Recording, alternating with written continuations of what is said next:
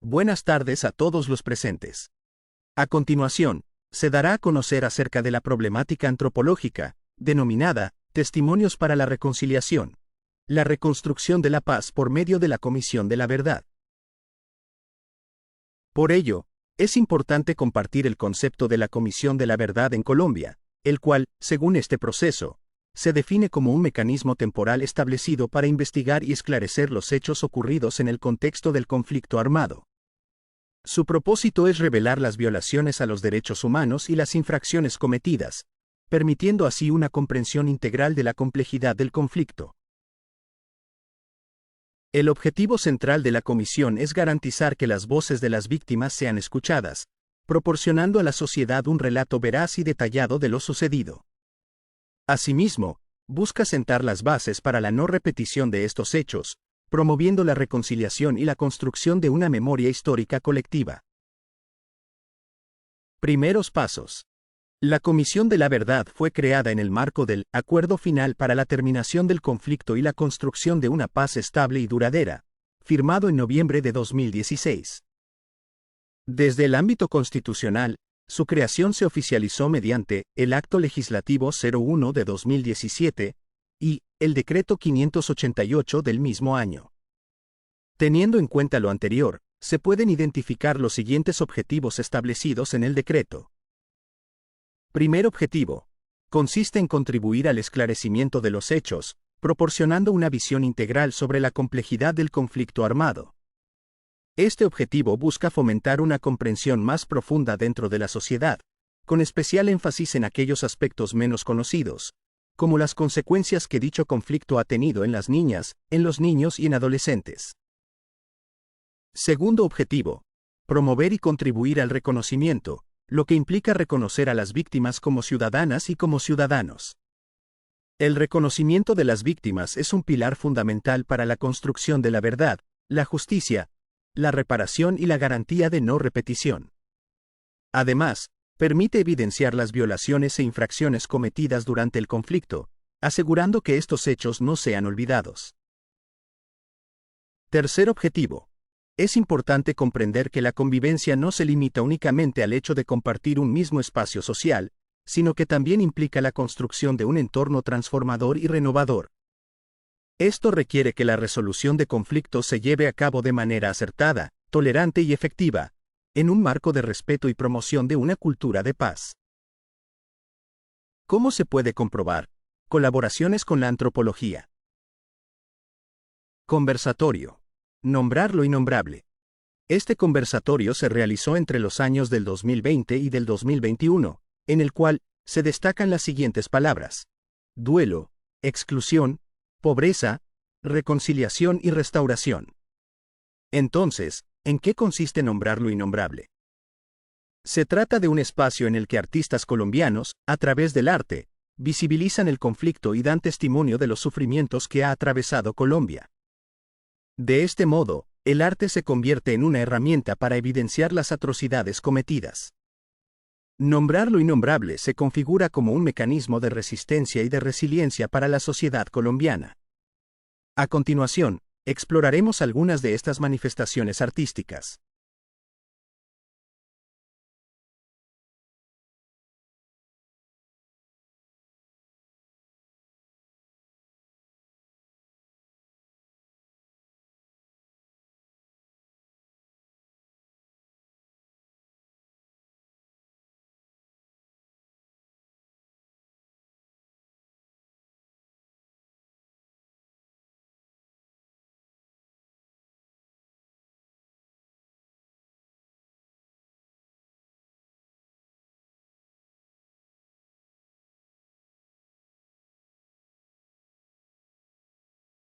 Documento. Huellas de desaparición. Huellas de desaparición es un producto de la Comisión de la Verdad, resultado de una investigación exhaustiva sobre las violaciones a los derechos humanos. Este documento, elaborado desde un enfoque investigativo, expone los hallazgos sobre desapariciones forzadas en el contexto del conflicto armado en Colombia. Los resultados de esta investigación fueron presentados públicamente el 10 de diciembre de 2021, fecha emblemática por conmemorarse el Día Internacional de los Derechos Humanos. El documento se centra en el análisis de 3 casos representativos en Colombia. Primer caso: la desaparición forzada tras la toma y la retoma del Palacio de Justicia. Segundo caso: el despojo en la región bananera del Urabá antioqueño. Tercer caso: la violencia que ha afectado a pueblos y a territorios indígenas de la cuenca amazónica nororiental, específicamente al pueblo Nucac. Concordancia con la Comisión de la Verdad. Para finalizar, es fundamental reconocer la labor del docente Alejandro Castillejo, quien recorrió diversas regiones del país con el propósito de escuchar a las víctimas del conflicto armado.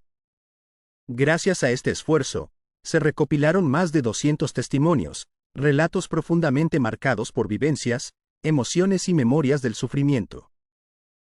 Asimismo, este trabajo resalta la importancia de la antropología como una disciplina fundamental para la reconstrucción de la memoria y la sanación colectiva. A través del estudio de la experiencia humana, la antropología no solo permite comprender el dolor, sino también generar espacios de diálogo que contribuyan a la reparación y a la reconciliación. Algunas de las palabras claves que menciona el docente Alejandro Castillejo son la toma de decisiones, la reconciliación social, la pluriculturalidad y las consecuencias en la comunidad.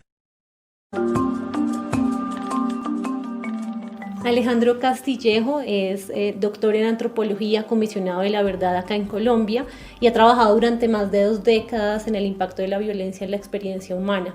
Ha trabajado con víctimas también en Sudáfrica, en México y en Perú. Profesor, bienvenido. Muchas gracias, Lina.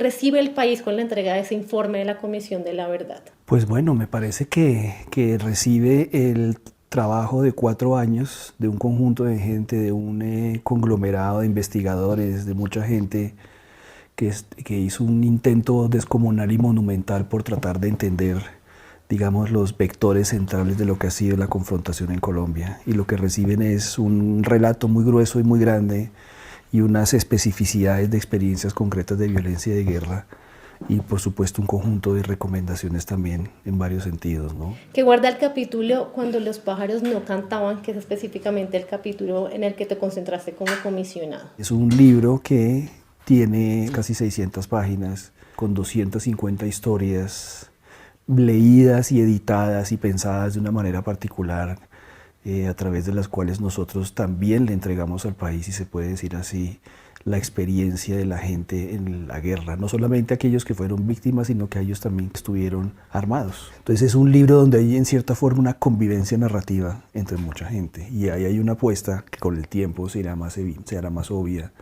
o quizás más evidente.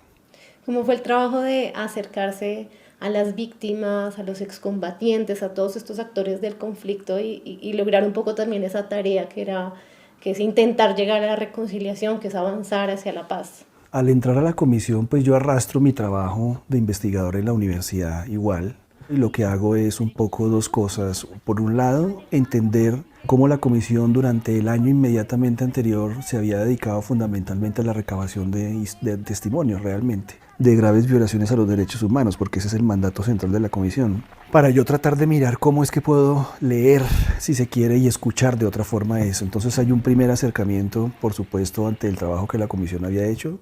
La inmensa mayoría de relatos vienen de ahí, de la escucha de lo que llamamos el sistema de información misional.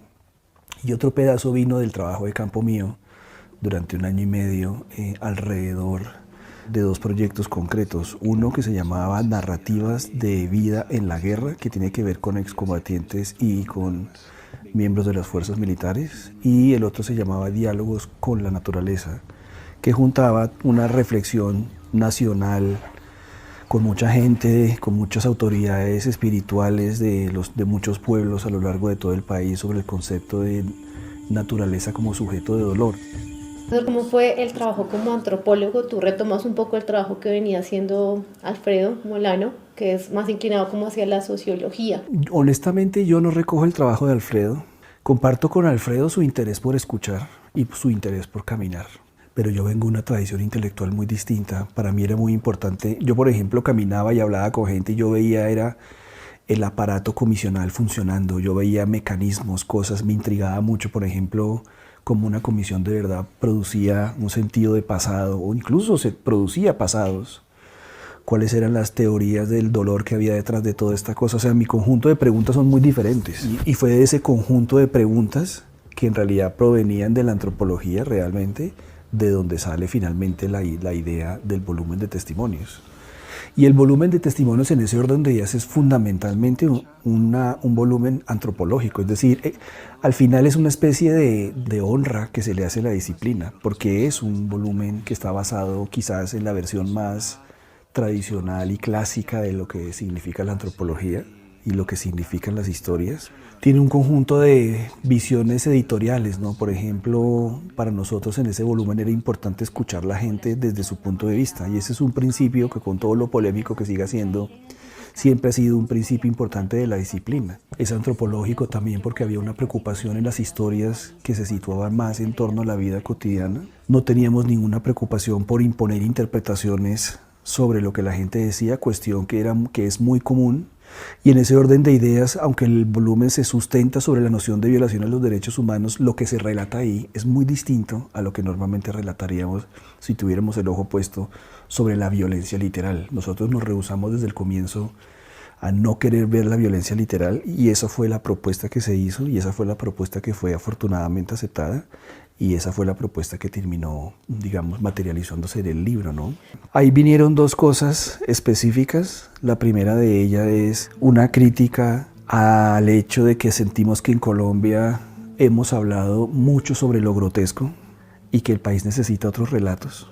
Y producto de esa crítica es que nosotros decimos, vamos a recoger el dolor de las personas, pero no nos vamos a centrar en repetir descriptivamente lo que la gente le cuenta a uno. Al recoger el dolor y verlo desde el rabillo, nos situó en las formas de supervivencia de la vida cotidiana y en las reverberaciones de esa violencia en la vida cotidiana, que también crean sentido de porvenir. Al fin de cuentas, mucha gente logra en este país vivir y sobrevivir por lo que hacen en su vida diaria. Entonces, al tú poner la lupa sobre esa vida diaria para tratar de entender los ecos y las reverberaciones de la violencia, sin querer descubres que la gente tiene efectivamente muchos recursos. Yo le llamo pequeños proyectos de futuro, o pequeños proyectos de porvenir, ¿no? Que son simbólicos, que son materiales también, ¿no? Que son comunales. Yo siento que en una sociedad no se mueve si no tiene un sentido de porvenir, si no imagina. Yo le llamo eso la imaginación social del porvenir. Cuando uno camina con gente y hace esta reflexión de significar, sentir y la experiencia geográfica del cuerpo, comparte esa experiencia y construye con eso integradamente relatos sobre el pasado, relatos sobre la herida, relatos sobre la cicatriz, que después es posible compartirlos con otras personas que han hecho otros relatos distintos a través de ese método y construir espacios donde se escuchan unos con otros. ¿Cuál es la responsabilidad? Ya hay un informe que debemos hacer las personas que habitamos en este país con este documento. Yo creo que la primera responsabilidad es acercarse desprejuiciadamente al texto, leerlo críticamente también. Tampoco se trata de leerlo como si fuera un documento intocable. Ser parte del conflicto no necesariamente implica solamente aquellos que estuvieron en medio de la confrontación.